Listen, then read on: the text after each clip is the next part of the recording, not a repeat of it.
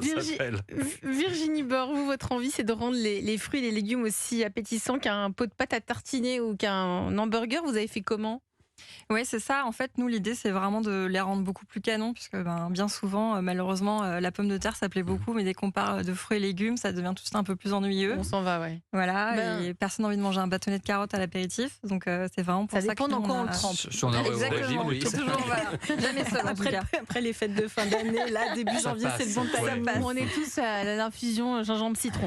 Donc, Virginie, vous avez cofondé Gram, GR2AM. Vous Oui. allez d'abord pitcher et ensuite, Allez. on revient sur votre parcours. On vous écoute. Donc nous, avec Gram, en fait, avec mon associée Sabrina, on s'est lancé un défi un peu fou. C'est vraiment d'aller rendre les fruits et les légumes plus sexy que les burgers et les glaces. Donc pas simple dans un premier temps, mais vraiment on voulait ramener un peu de la magie autour des fruits et légumes. Le plaisir aussi avant tout, qui nous paraissait vraiment hyper important, qu'on avait un peu perdu. Parce que comme je le disais, les fruits et légumes sont souvent un peu boudés. Et voilà, et créer une marque qui nous ressemble, en fait, qui a un univers assez fun, plutôt déjanté, et pouvoir proposer des gammes de snacks, parce que c'est des moments où c'est plus difficile de consommer des fruits et légumes dès qu'on est en dehors de la maison, qui soient attrayantes. Donc pour l'apéritif, on a des crackers par exemple. Donc pour parler de patates douces, on a une référence patate douce piment jalapeno, qui est une de nos top refs. Et on a aussi sur le goûter, notamment qu'on cible pour les enfants, parce qu'il y a beaucoup de demandes en ce moment, des petits biscuits à base de fruits, qui ont beaucoup de fruits, donc entre 45 et 60%. Et on a des recettes très sympas, comme par exemple framboise verveine, abricot romarin ou pomme cannelle. Voilà, et donc ça, c'est les premières gammes qu'on a lancées. Et là, on travaille des nouveautés pour 2024. Merci pour votre pitch, Virginie Bord, cofondatrice de Gram. Benjamin, On va vous goûtez? goûter. Oui, Allez. Parce que Moi, je suis Benjamin dans va cette émission, goûter. c'est pour manger. Hein. Ouais, on a bien compris. Hein. Non mais oui, mais Là, goûtez je pense parce que c'est la bonne émission pour vous. framboise verveine, ça me surprend. Ouais, Faut, alors framboise verveine. et face au micro, c'est mieux. Comme ça. Voilà, donc Benjamin va goûter. Virginie, vous avez 35 ans, vous êtes niçoise Oui. et vous avez grandi dans cet univers de la cuisine. Votre papa est chef? Ouais, mon papa est Et chef, où disons que c'est presque dans mon sang en fait. J'avais pas le choix quoi. Je suis née dans la marmite comme Obélix, vous parliez tout à l'heure. C'est un peu ça en fait. La cuisine, ça fait partie de ma vie. J'adore manger tout le temps. Pour moi, manger, c'est je parle du prochain repas pendant les repas. C'est très Donc, français. Hein. voilà. C'est très français de parler de nourriture Voilà. pendant le repas. Exactement. Je suis née dans le bon pays, on va dire, pour ça. Et c'est vrai que voilà, mes amis, à chaque fois qu'ils ont une adresse de resto à demander, tout le temps, je reçois des messages. Est-ce que tu connais quelque chose dans cette région, dans ce coin? C'est vraiment C'est votre passion. ma passion. C'est quoi J'adore. votre plat préféré? J'aime tellement de choses. Les aubergines parmigiani, par exemple, je peux en manger à longueur de journée. Comme je viens de Nice, du coup, c'est à côté de Ouais, l'Italie. c'est Donc vrai, tout les ce qui est petits farcis. italien. Bah, les évidemment. petits farcis, j'adore, la soca. Pourtant, vous n'étiez pas parti là-dessus, puisque vous avez fait une école de commerce en marketing à Paris. Vous avez travaillé en tant que chef de produit dans pas mal d'entreprises, notamment pour des marques de couches. Oui. Guise, vous y avez passé 2-3 ans là-bas, mais tout de même, ça ne vous a jamais quitté cet amour pour la cuisine. Comment vous vient cette idée de lancer votre propre entreprise? Vous avez fait un détour dans une entreprise basée sur l'innovation, Savencia, c'est ça? Oui, Savencia. tout à fait. Savencia, en fait, qui est un gros groupe agroalimentaire, en fait, qui a notamment des produits laitiers. Donc, moi, je travaillais dans la partie fromage, sur les fromages régionaux à Poitiers. Et en fait, j'ai rencontré là-bas mon associée Sabrina qui travaillait sur le chèvre. Et en fait, on est devenus amis puisqu'on travaillait là. Et tous les soirs, on allait tester les petits restos de Poitiers. Et on s'est rapprochés tout de suite par cette grande passion. Par cette grande passion de la nourriture. Et puis surtout qu'à l'intérieur même de l'entreprise, vous deviez créer des concepts. Ouais, et tout là, à fait. vous vous êtes dit, au lieu de les créer pour une boîte, je vais les créer pour nous. Oui, c'est vrai. C'est assez intéressant parce que du coup, on en crée au quotidien. Et c'est vraiment notre passion à toutes les deux. Et au bout d'un moment, on se dit, mais pourquoi on ne le ferait pas pour nous? Finalement, on en crée tout le temps. Et après, beaucoup de fois, c'est aussi lissé, puisqu'on n'a pas la décision finale. Et un jour, on s'est dit, OK, on se lance, on y va. Et on y va à fond, quoi. Et ça, c'était en 2021. Philippe Ferdel, ce soir sur Europe 1, président de Mousseline. Quel regard portez-vous sur Gram? Je trouve ça très intéressant parce qu'on est en effet sur des tendances de consommation.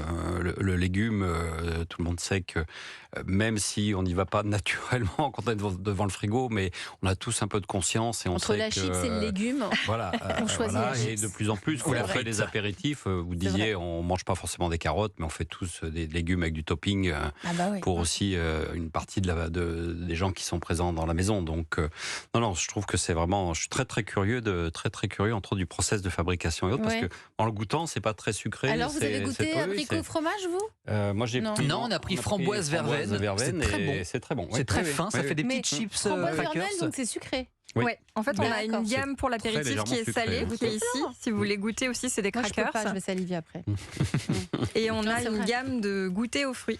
Voilà. Donc là, je vous donne la version salée. Alors, La version salée, vraiment pour aller dipper dans tout ce qui est houmous, tzatziki, c'est vraiment super donc sympa. dans la gamme de fruits, donc on est entre 40 et 60% du biscuit qui est à base de fruits. Oui, tout à fait. Comment vous fabriquez tout ça? C'est le premier ingrédient. En fait, nous, on sous-traite nos productions parce qu'on a des produits qui sont très différents les uns des autres et on veut surtout pouvoir être hyper agile. Et si un produit fonctionne, aller à fond sur ce produit. Et s'il ne fonctionne pas, pouvoir switcher assez facilement.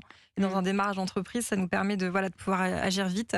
Donc, on a des sous-traitants qui sont des PME avec qui on travaille les recettes. Donc, nous, on a toutes les idées d'association, de recettage et on va travailler en R&D avec eux pour savoir ce qu'il est possible de faire sur leur machine et pouvoir développer aussi assez rapidement des recettes.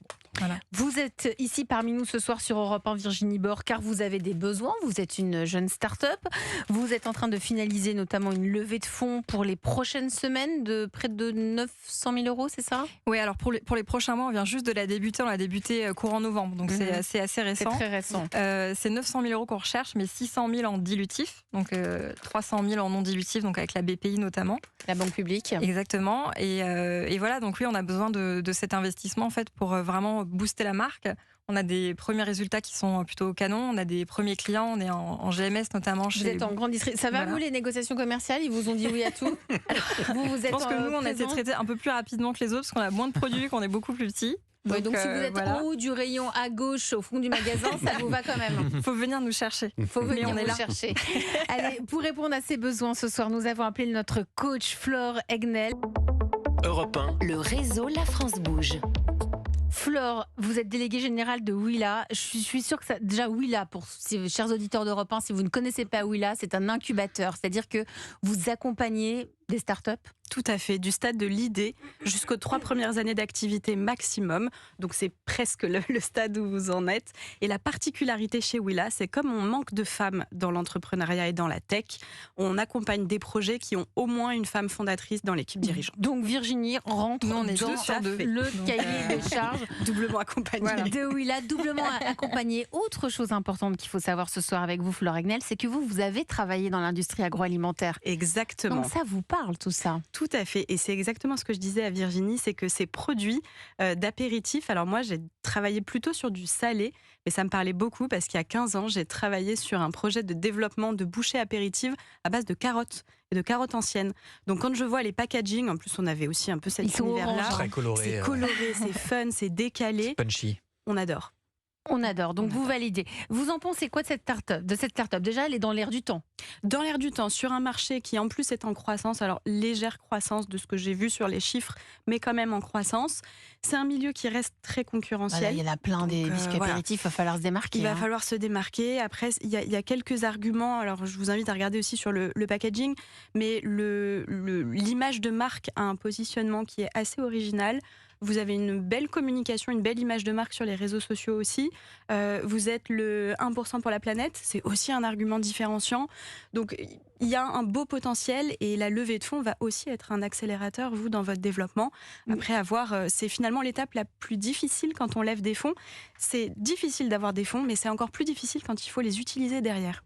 Moi, je trouve que dans le pitch, vous n'avez pas assez axé sur comment vous fabriquez ces produits. C'est-à-dire que vous nous avez dit ce sont des sous-traitants, c'est français, mais on aime bien quand même, non? Je sais pas, Flore, connaître le détail. Et j'allais même dire, c'est pas assez mis en avant sur votre site internet ou sur les réseaux sociaux, parce que j'avais envie de voir, comme Mousseline, les lignes de production, comment on les fabrique, parce que moi j'imaginais un produit qui allait être assez épais en fait, comme un crackers de je sais pas quelques millimètres, et là c'est impressionnant la finesse du produit, donc c'est aussi un défi technique pour les réaliser, avec autant de fruits et de légumes en pourcentage dans la recette. Vous avez raison, c'est un vrai défi. C'est vrai qu'on pourrait sans doute le mettre beaucoup plus Et en puis avant. sur les pour, réseaux aussi, l'expliquer. sur votre compte Insta, à aucun moment on voit comment Non, vous c'est vrai, fabriquez. on axe beaucoup en fait sur l'originalité, le fun, la surprise, la magie autour de la marque, et moins sur cette partie-là.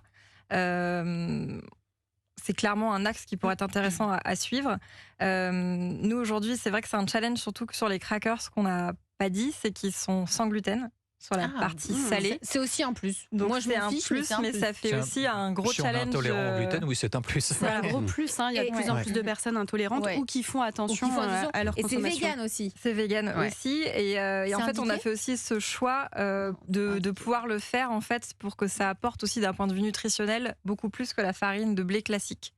Et après, en effet, ce n'est pas indiqué. Et c'est à base de quelle farine, excusez-moi? Alors, il y a un mix de farine, il y a de la lentille, par exemple, du tapioca, il y a du riz. Il y a vraiment. C'est très bien la farine de lentilles. Oui, c'est très bien et c'est bon d'un point de vue nutritionnel. Ça apporte beaucoup de fibres et de protéines, donc ce qui est assez sympa, que ce soit pour un snack ou pour l'apéritif. Et voilà. Et aujourd'hui, ce qu'on discutait tout à l'heure, c'est en fait. Tout à l'heure, c'est-à-dire hors antenne, on n'était pas là. C'est ça, en fait. Voilà, les petits secrets. Mais on choisit de ne pas forcément axer sur le côté sans gluten, vegan, puisque ceux qui sont intolérants ou qui mangent des produits vegan, souvent regardent le sachet pour voir ce qu'il y a à l'intérieur, et les autres ont l'impression que ça va pas être bon, en fait. Donc c'est pour ça qu'on le met pas en avant sur les sachets. C'est écrit au dos, mais en effet, faut un petit peu retourner. Et c'est des questions aussi qu'on se pose en ce moment, mais c'est ce qu'on a vu beaucoup. Dès qu'on dit que c'est sans gluten, on dit « Ah !» Oui, en fait, parce que ça peut freiner. Moi, je me rue pas sur les boulangeries sans gluten, c'est vrai. Alors que quand on goûte, c'est ce que vous disiez, c'est très fin et c'est assez sympa. Et pour le logo, pour le nom de la start-up, Gram, ça fait référence à quoi? Et le petit logo, le petit dessin, ça représente quoi? Donc oui, alors déjà, Gram veut... Oui. Ouais. Alors on le décrit peut-être le logo. Le logo, Benjamin. Alors je vais le décrire moi. On dirait des fesses. On dirait des fesses. Je suis désolé. Je me suis demandé. C'est une pomme, pardon. Alors du coup, ce qui est bien avec ce logo dans la vie, c'est que c'est un test en psychologie qui s'appelle je me suis dit, tiens, légumes égale fibre égale. C'est un peu comme chez le psy, on voit la tâche, on analyse. Donc racontez-nous. Alors non, ce ne sont pas des fesses. D'accord, alors qu'est-ce que c'est? Mais si ça vous plaît, il n'y a aucun souci, on peut s'adapter. Mais en fait, à la base, c'est une petite tomate. D'accord. Et voilà, et en fait, c'est un mix, c'est une petite tomate et un petit gant aussi pour mettre au four et une petite langue. Voilà. D'accord, mais voilà, bon, c'est compliqué. C'est tout le rôle aussi. Voilà. Aussi. Et pourquoi Gram, du coup, pour répondre à votre question sur Gram, en fait, GR2AM. Exactement. En fait, nous, à chaque fois, on travaille les recettes avec des épices, puisque l'originalité aussi, c'est de ne pas avoir uniquement un légume ou un fruit, c'est d'y associer une épice ou un condiment qui soit sympa, qui aille bien avec et qui est vraiment le pimp. Et en fait, Gram, c'est pour dire qu'aussi la juste dose au gramme près. Et nous, c'est ce qu'on propose aussi avec Gram, c'est un juste équilibre entre le plaisir et le côté sain. On ne veut pas être un produit ultra gras, ultra sucré, ni un produit ultra sain, Nutri-Score A avec 20 allégations santé. On est vraiment sur le juste milieu. Donc en fait, dans le plaisir aussi. Exactement. Plaisir sans se faire de mal. Voilà. Et au niveau du prix, du coup? Alors au niveau du prix, sur les petits sachets, le prix que nous on recommande, on est à 1,50 €. Et sur le gros sachet, qui est le sachet apéritif, on est sur 2,45 €. C'est le moment d'ouvrir aussi votre carnet d'adresses, Flore. Tout à fait. Alors, le conseil. Je l'ouvre. Notamment, je pense aux investisseurs et aux investisseuses. Nous, la force aussi qu'on a chez Willa, c'est d'avoir un réseau de personnes qui sont engagées auprès des startups et notamment auprès de startups fondées ou cofondées par des femmes. Donc, je peux commencer par vous mettre en relation avec des investisseurs et investisseuses qui pourraient être intéressés par des projets food tech. Avec grand plaisir. En fonction du timing et de votre feuille de route sur la levée de fonds, on organise début avril ce qu'on appelle une Woman Pitch Party chez nous. D'accord. Donc c'est des startups accompagnées ou en lien avec Willa, où il y a toujours une fondatrice, qui pitch devant des investisseurs. Et on a toute une partie d'accompagnement pendant 2 mois. Donc ça commence fin janvier. Pour les candidatures? Pour les candidatures, c'est gratuit. Et d'habitude, c'est réservé aux startups Willa, mais j'aime bien l'ouvrir aussi pour les startupeuses chez Europe 1. Donc ce serait merci en tant que coach. Merci beaucoup, avec grand plaisir. Et puis ensuite, bien sûr, la troisième chose que je peux faire, c'est vous mettre en relation avec des startups qu'on a accompagnées, qui soient dans l'alimentaire ou pas, mais qui peuvent avoir les mêmes enjeux, les mêmes problématiques de production, de distribution, de négociation avec la GMS,